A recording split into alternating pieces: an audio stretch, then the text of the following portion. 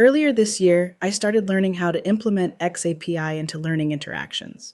I couldn't figure out how to grab the actor from the Workday Learning LMS. As a result, we've been collecting data with random actors, which is not ideal. I recently, finally, figured out the solution. I wanted to share that solution because I'm sure there are others that have run into this. If you'd like to jump straight into the solution, skip ahead to 4 minutes 10 seconds in the video. If you want to know the details, let's get into it.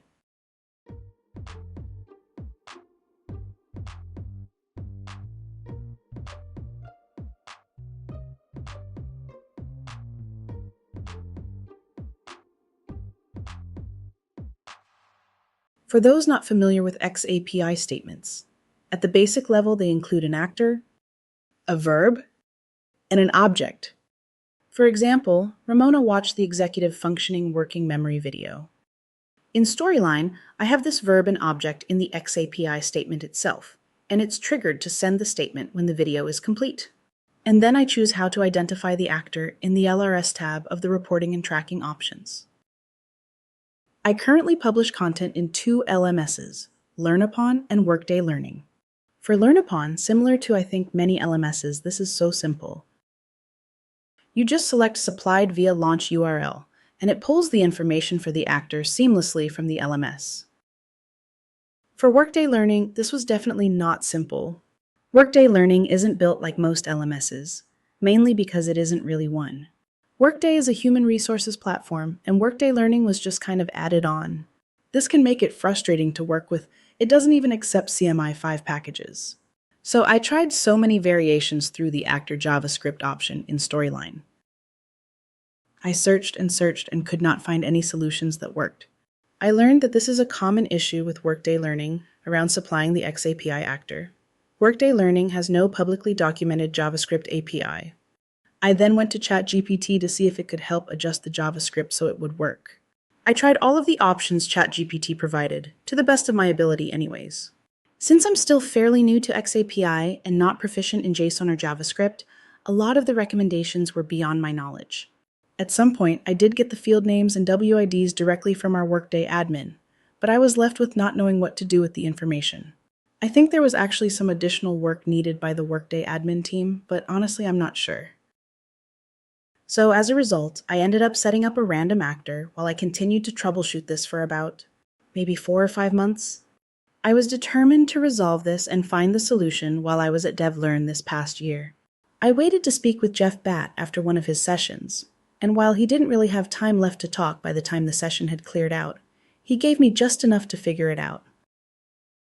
The solution I found that worked for me includes triggering some JavaScript at the beginning of the course to identify the learner and then inserting this JavaScript for the actor.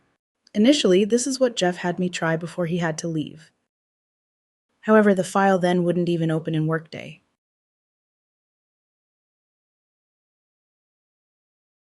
I then went back to ChatGPT and asked it to start fresh with the new JavaScript I'd just tried. It made some adjustments, but it still wasn't working. Then I had the idea to copy and paste the debug information into ChatGPT, and that was the final piece of the puzzle. From the debug information, it identified the then current issues. Get actor failed silently or through an error. Something in the wrapper caused initialize to be called twice. And the biggest issue, getPlayer was not defined where I put the function. I used the updated code and voila! My LRS was finally getting the actor name.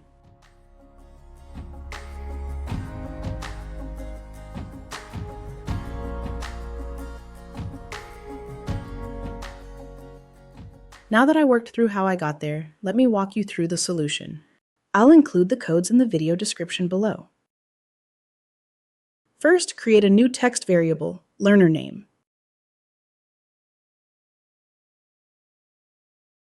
Then, add a JavaScript trigger to pull the name from the LMS into the Storyline file. The trigger should be when the timeline starts on the very first slide. You can actually use this to add some personalization to your e-learning. We'll leave this for testing. Next, go to Publish. SCORM 2004 should be selected for LMS reporting since Workday Learning does not support CMI5. Report to an external LRS should also be selected. Click Reporting and Tracking, then click the LRS tab. Select Manual for LRS configuration and enter your LRS endpoint key and secret. Click Test Settings to ensure your LRS details have been entered correctly. Then select JavaScript and click the ... button. Copy and paste the JavaScript code for the actor and click OK. Click OK again and then Publish. Now we can upload the file into Workday Learning and test.